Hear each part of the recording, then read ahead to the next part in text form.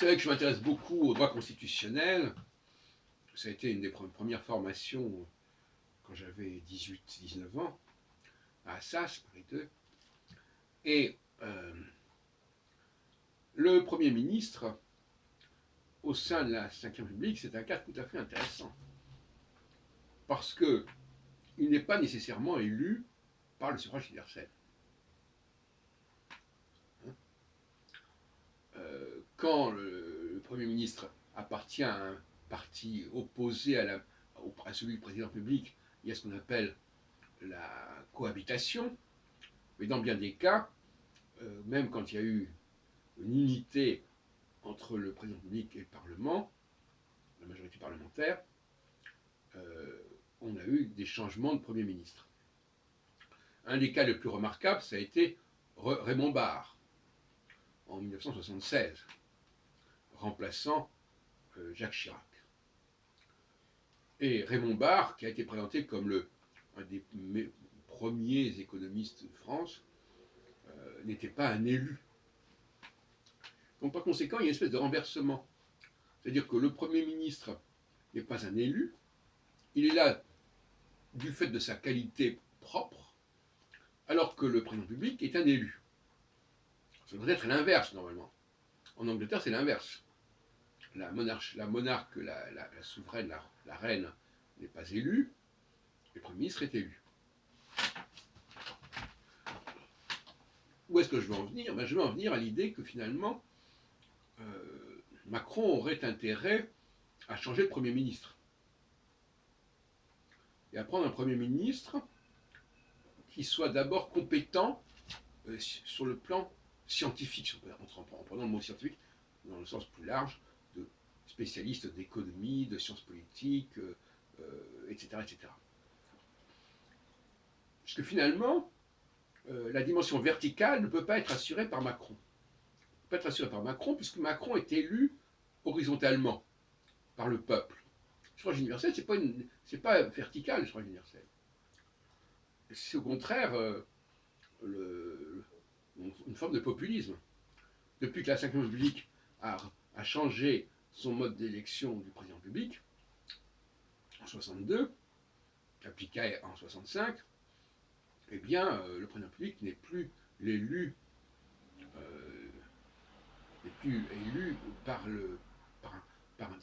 des notables et par un collège de gens remarquables. Il est élu par l'ensemble de la population. Et donc, en ce sens-là, il perd sa qualité verticale.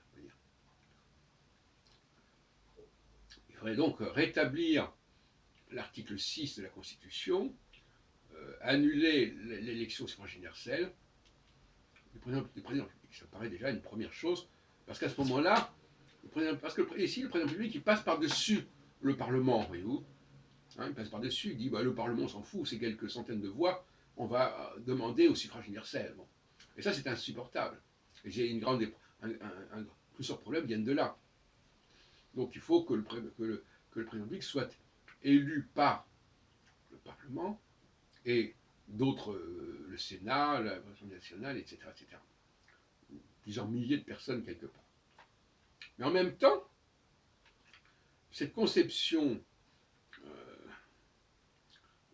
du président public n'est pas viable pour autant.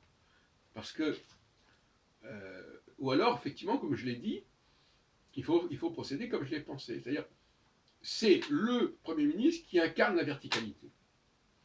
Le président public va choisir un Premier ministre qui incarne la verticalité, ce qui est assez cohérent finalement. Parce que pour moi, la question du choix des hommes est fondamentale. Les élections, c'est avant tout le choix d'hommes, et pas de programme. Donc, on va inverser les choses, et on va dire quelque part, dans la Constitution de la Ve République, le président est élu par un collège, et son rôle est de choisir, avec les conseils qu'il aura pu recevoir, la personnalité, en tant que Premier ministre, la plus capable d'incarner la verticalité. C'est-à-dire qu'il ne doit sa qualité qu'à son mérite propre, et non pas parce qu'il a été élu. c'est une façon de se protéger contre le suffrage universel. D'ailleurs, quand on a vu d'ailleurs les dérives, ne serait-ce qu'avec les Gilets jaunes, parce que ça incarne justement la dimension un peu sauvage du peuple. Et la Constitution est là pour protéger l'élite du peuple, en tout cas pour contrôler le peuple et non pas pour se soumettre à lui, contrairement à ce que laisserait entendre quelqu'un comme Étienne Chouard. Voilà quelques réflexions. Donc, moi j'avais proposé la dissolution, qui ne ferait pas d'ailleurs perdre sa majorité, enfin, qui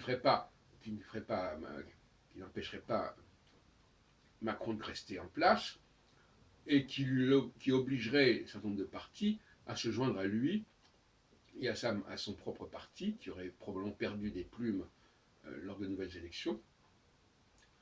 Mais finalement, et de toute façon, il faudrait aboutir à un nouveau Premier ministre, mais cette fois-ci, le Premier ministre serait élu comme de la façon qui ne me convient pas. C'est-à-dire, il ne serait pas choisi pour sa verticalité, mais il serait à nouveau un élu. Et pour moi, le Premier ministre ne doit pas être élu. En tout cas, il faut qu'il y ait à la tête du gouvernement un élément majeur qui ne soit pas élu et qui soit choisi par le président de la République. Ou comme aux États-Unis, éventuellement, le président de la République choisit un secrétaire d'État et également est élu avec un ticket, avec un vice-président, qui peut éventuellement le remplacer. Voilà. Là donc un certain nombre de réflexions que je soumets à votre jugement.